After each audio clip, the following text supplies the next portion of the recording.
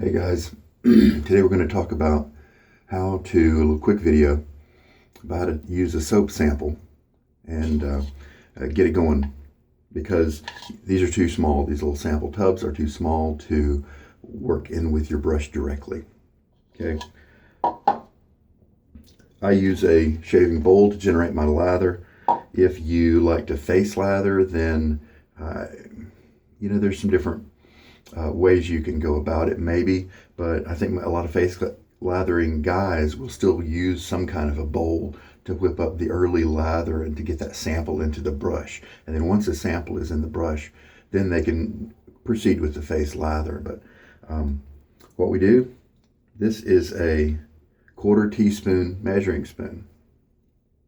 I picked one with a really thin material, and so it kind of cuts through the soap real easy.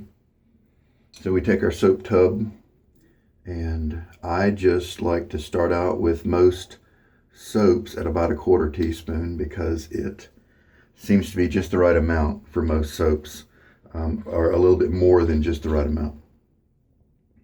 And so there are a few soaps that take exactly this much. There's some soaps that do, and there are a few that take more than this, but there's so few that this is a great place to start. And then you can figure out from there.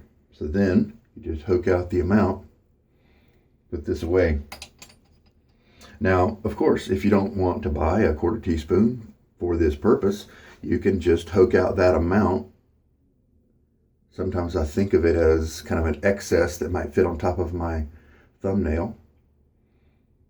You could use a butter knife or your thumbnail or whatever you want to get a large almond-sized chunk out of the tub. Then you take your bowl and you press it in. Now, if it is very creamy and very soft, then you don't have to worry about pressing it in really very much at all. But if it is like this one, a little bit on the firm side, then you want to press it into a thin layer around in your bowl and not have any chunks that are sticking up that would easily become dislodged as your brush moves around on it. Because heavier chunks, if they do that, they tend not to merge or integrate with your lather very easily, because they move around with your brush instead of having your brush act on them and be abrasive on them. So press it into a thin layer and you should be fine. There you go. May not look like much, but you've already measured it. You know how much it is. There we go. I'm gonna rinse off, and it's a lot easier to do this with a dry finger. The soap will just kind of slide around on your finger if your finger's wet. Rinse it off. Now we can take our brush. I myself like to start with just a lightly wet brush. Sometimes you can shortcut it by coming at your soap with a more water, So then we just start working and this bowl is a computer printed bowl, but I mean, really anything will work. Even a coffee mug, you may not have as much room to work and to mix it up, but it'll work in a pinch. But a cereal bowl, a salad bowl, a soup bowl, one of those super large cappuccino mugs, those will work too. So really about anything.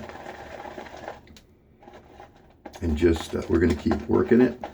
This is not a lather building video, but I just wanted to get to the point where the soap was completely absorbed from the bottom of where I didn't see any more soap in the bottom of the bowl.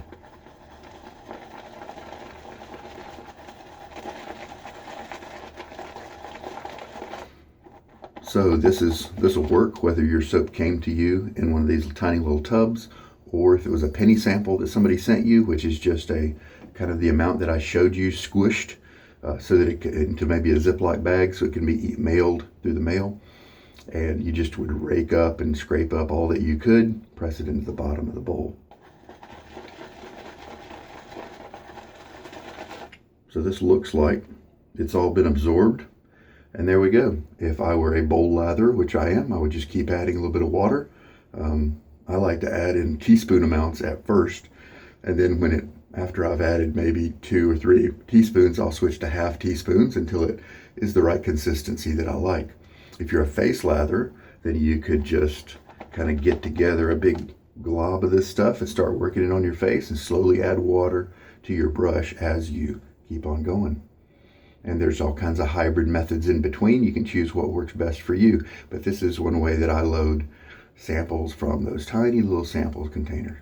Just wanted to help folks out in case they didn't know, because it is a pretty common question that is asked around the shaving forums and stuff. This is Sugar Daddy Shaves, and I hope this helps you out. You take care.